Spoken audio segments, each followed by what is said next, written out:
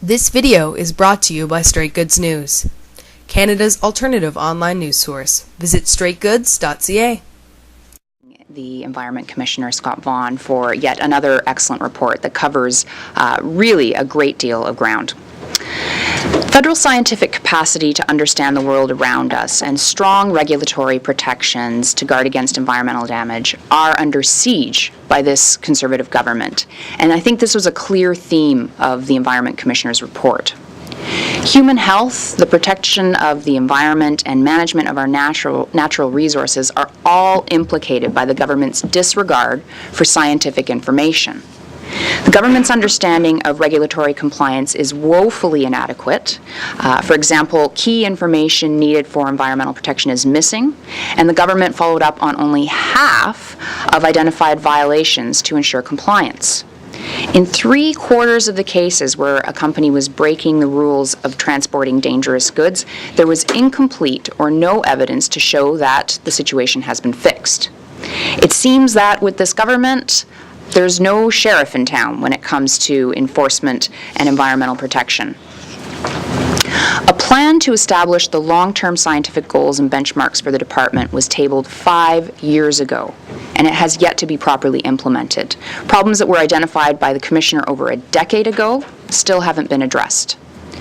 Temporary emergency response plans approved over a decade ago are still in place, and the National Energy Board is not doing the job necessary to ensure that emergency procedures are up to date or adequate for the over 70,000 kilometers of pipelines that they are responsible for.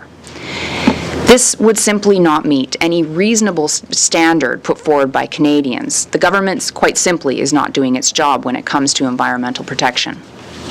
The problems are systemic, and they're a result of failed management. In fact, the Commissioner specifically addresses the turnstile at the highest levels of management of the department as a cause for operational disarray.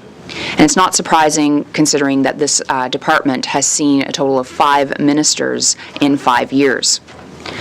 The problems and direction arise throughout the Commissioner's report. Key management boards that monitor departmental priorities are inactive and have been since the 2010-2011 fiscal year. And shockingly, one of these boards hasn't even met since 2010. Yet despite all these operational problems and despite the obvious need for good science at the federal level, the government is in the process of eliminating hundreds of jobs at Environment Canada. This will affect biologists, chemists, engineers, and meteorologists. And unbelievably, some of the affected programs, we know that they're only managed by one person, and that person has actually been given a notice that their job is on the line. Despite reassurances that this is just finding efficiencies and streamlining, the government consistently refuses to table in the House any analysis that these cuts were based upon. So Canadians are left wondering how the health and biodiversity of the environment will be protected in Canada. And today's report, I think, just raises bigger questions along those lines.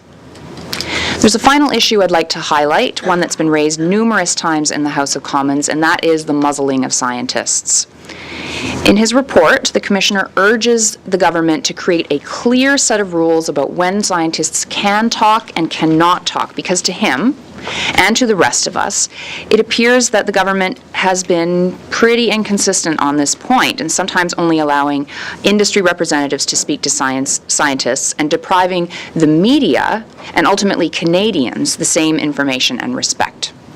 The muzzling of scientists at the federal level is undemocratic, and it must stop. From inaction and obstruction on the climate change file to the failure to enforce environmental regulation to the misguided gutting of Canada's scientific capacity, this is a government that is, at best, sometimes asleep at the wheel, and at its worst, actively setting conditions for environmental degradation and threats to human health. And as we saw in the case of Kyoto in recent days in the House, actively celebrating that degradation.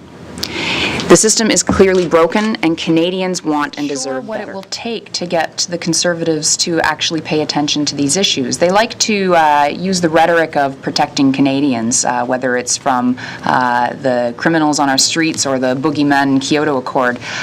But truly, they don't believe in a role for government in a lot of these situations. And as my colleague pointed out, the government actually can't even tell us how many enforcement officers they've hired, despite having a cash injection in 2007. So that says to me it's not about resources, it's about bad management.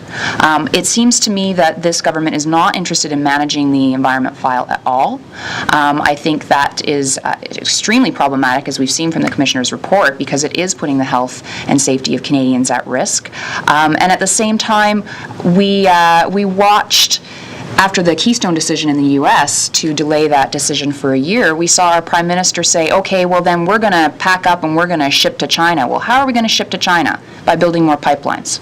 This report says, and we heard the Environment Commissioner today, building more pipelines when we're not even effectively managing the ones that we have now. So this report does raise very serious concerns about the government's ability to effectively protect Canadians. Michael, to Global. Ms. Leslie, when you consider what happened in the last 2 days, this report showing, I guess, how the Conservatives haven't been looking at the environment a lot much, and then Kyoto, how worried are you for the environment with this government at the helm? I would like to go through 24 hours where I'm not in front of the media talking about a bad news story with the environment in this government. It's bad news all round. We have a government that isn't just concerned about, or isn't just pulling out of Kyoto of its own accord. We have a government that has gone to Durban and actively lobbied other countries to come on board. We have a government that has been actively throwing monkey wrenches in any good faith negotiations that have been going on.